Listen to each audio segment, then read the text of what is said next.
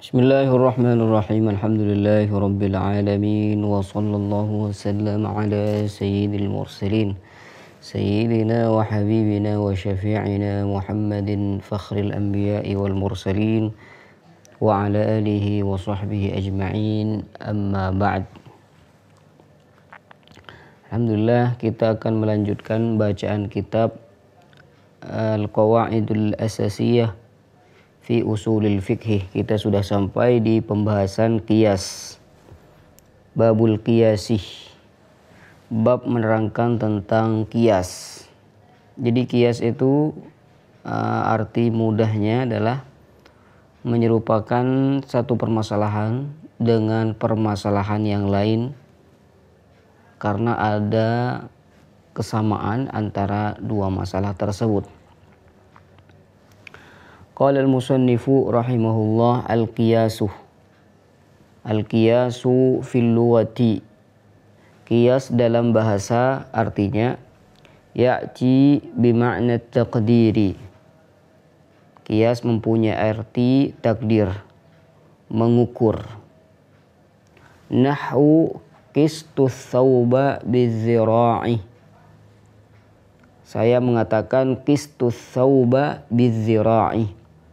Apa arti dari qistus thawba bizira'i? Saya mengukur baju menggunakan lengan. Ini namanya qiyas yang mempunyai arti takdir atau mengukur. Ai qaddartuhu. Qistus thawba bizira'i itu mempunyai arti qaddartuhu, saya mengukurnya. Wa bima'na at-tashbihi, kadang juga qiyas mempunyai arti tashbih, menyerupakan. Nahwu qaulihim, seperti perkataan para ulama atau perkataan mereka orang-orang Arab, yuqasul mar'u bil mar'i. Seseorang itu diserupakan dengan seorang yang lain. Ahmad diserupakan dengan Muhammad misalkan. Maka kita katakan yuqasu Ahmad bi Muhammad. Nah, ini kalau kita memandang qiyas dalam makna lugawinya, dalam makna secara bahasa. Wa fil istilahi, adapun dalam istilah para ulama, arti qiyas itu adalah raddul far'i lil aslih. Menyerupakan fara' dengan asal. Apa ini fara', apa ini asal? Kita akan jelaskan. Dalam masalah qiyas, itu kan kita akan menyerupakan satu permasalahan dengan permasalahan yang lain. Nih. Dalam Al-Quran, Allah Subhanahu wa ta'ala berfirman, fala taqul lahuma uff. Ya, fala taqul lahuma uff. Allahumma shalli ala Muhammad. Allah Subhanahu wa ta'ala berfirman, fala taqul lahuma uffin.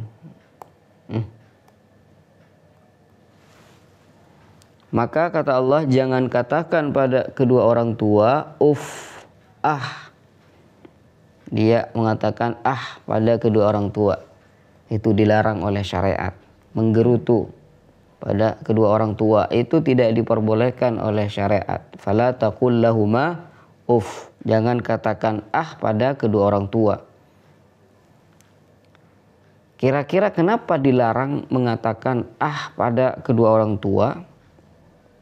Para ulama membahas dan meneliti,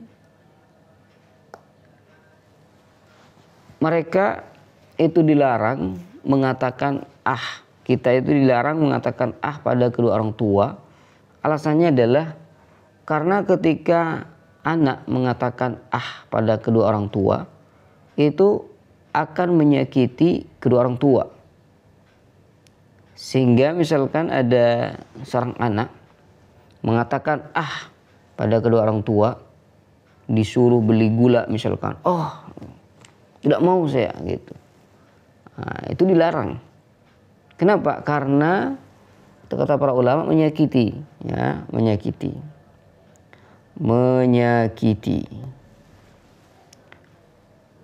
Karena mengatakan pada kedua orang tua itu menyakiti, maka tidak diperbolehkan mengatakan pada kedua orang tua.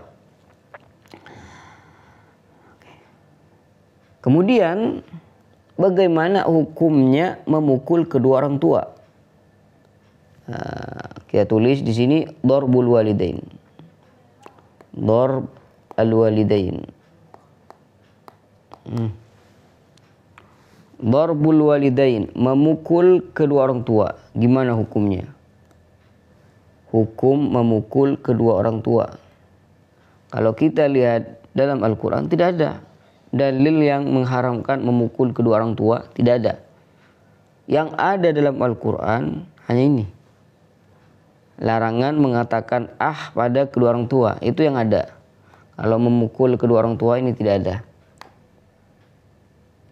Maka di sini apa yang dilakukan oleh para ulama?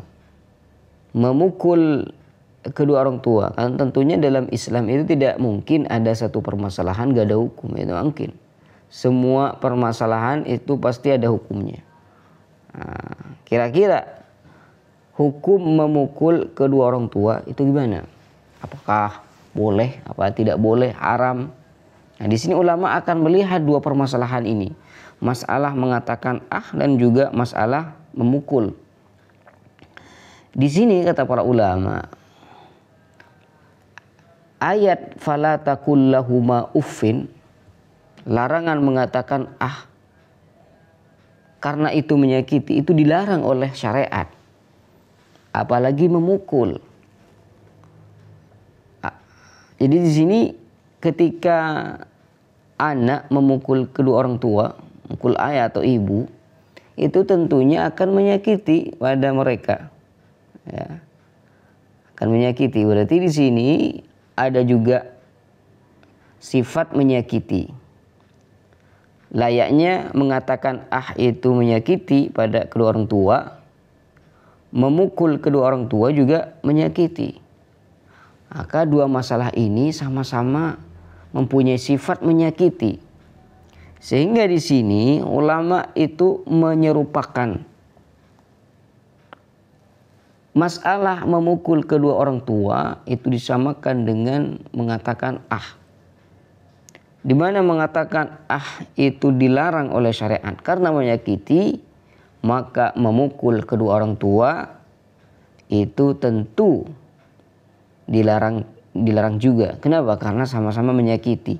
Nah, proses seperti ini, penyerupaan satu permasalahan dengan permasalahan lain, itulah yang dimaksud dengan qiyas. Menyerupakan masalah dengan masalah lain dalam segi hukum dan ilat, itu namanya qiyas. Nah, ini fala taqul lahuma uff, ini namanya aslun. Kalau darbul walidain ini namanya far'un. Jadi ada aslun, ada far'un. Menyerupakan fara' dengan asal. Tentunya dalam qiyas itu harus ada illah. Kenapa Anda menyerupakan masalah ini dengan masalah ini? Karena mempunyai illat yang sama. Apa illat yang sama? Sama-sama menyakiti. Mengatakan pada kedua orang tua itu menyakiti. Maka memukul kedua orang tua juga menyakiti. Jadi dua masalah tersebut itu sama-sama mempunyai sifat yang sama, illat yang sama, yaitu sama-sama menyakiti. Maka fala taqul lahuma uff, ini yang saya sampaikan sekarang, ini namanya aslun. Kalau ini namanya far'un. Oke, jelas insyaallah. Kita kembali ke nas ibarahnya. Wa fil istilah, dalam istilah para ulama, raddul far'i lil asli, menyerupakan far' dengan asal.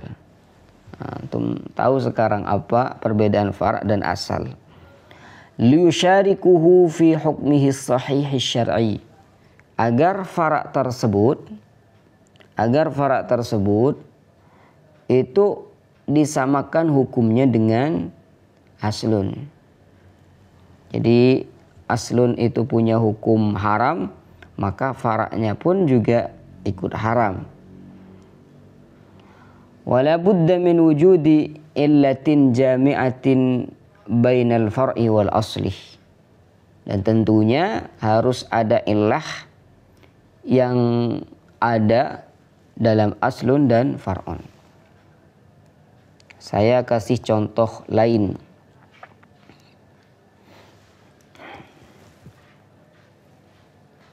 Khamar itu diharamkan. Ya, khamar itu diharamkan. Kenapa khamar ini diharamkan? Karena khamar ini memabukkan. Atau muskir lah. Jadi khamar ini muskir, memabukkan. Khamar itu haram. Kenapa? Karena memabukkan. Hurrimatil khamru li iskariha. Khamar diharamkan karena khamar itu memabukkan. Nah sekarang misalkan ada minuman tapi bukan khamar, cuma dia memabukkan. Kita kasih nama nabidh. Nabidhun. Ulama berbeda pendapat, apakah semua minuman yang memabukkan itu khamar? Ada yang mengatakan tidak. Karena khamar itu, penamaan khamar hanya khusus pada minuman yang terbuat dari perasan anggur. Jadi kalau tidak terbuat dari perasan anggur, itu bukan khamar katanya. Walaupun memabukkan, itu namanya nabidh. Jadi nabidh ini adalah minuman bukan terbuat dari anggur, artinya bukan khamar, cuma dia berpotensi memabukkan juga.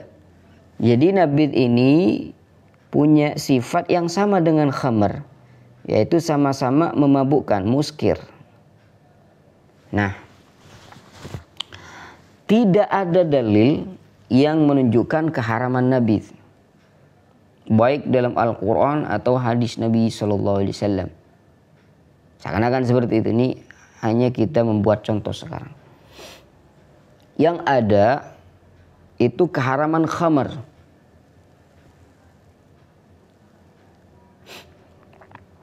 Qul fihima ithmun kabir, kata Allah Subhanahu wa taala. Jadi khamar ini haram. Kenapa haram? Karena memabukkan. Jadi keharaman khamar ini sudah ditetapkan menggunakan Al-Quran, menggunakan hadis-hadis Nabi SAW. Ini keharaman khamar sudah ditetapkan dengan nas syariat, nas Nabi SAW, juga nas Al-Quran.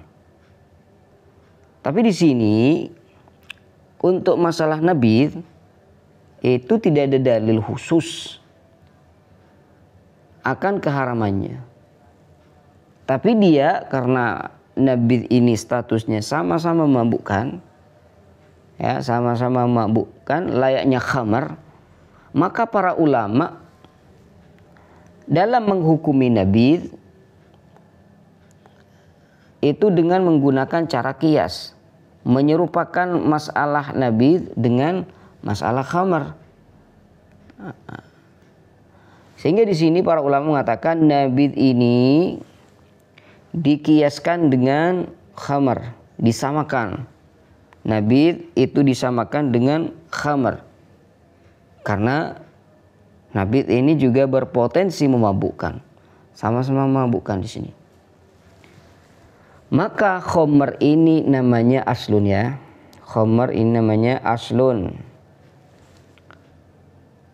Illah yang ada pada khamar ini namanya hukmul aslih. Hukmu asal. Nabidh ini namanya far'un.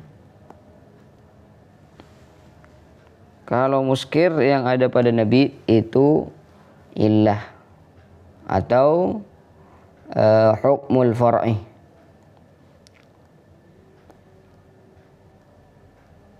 Ini hukmul asli. Tamam. Nabi disamakan dengan khamar, sama-sama memabukkan. Maka masalah nabid ini ditetapkan dengan qiyas. Adapun khamar ini ditetapkan dengan Al-Quran.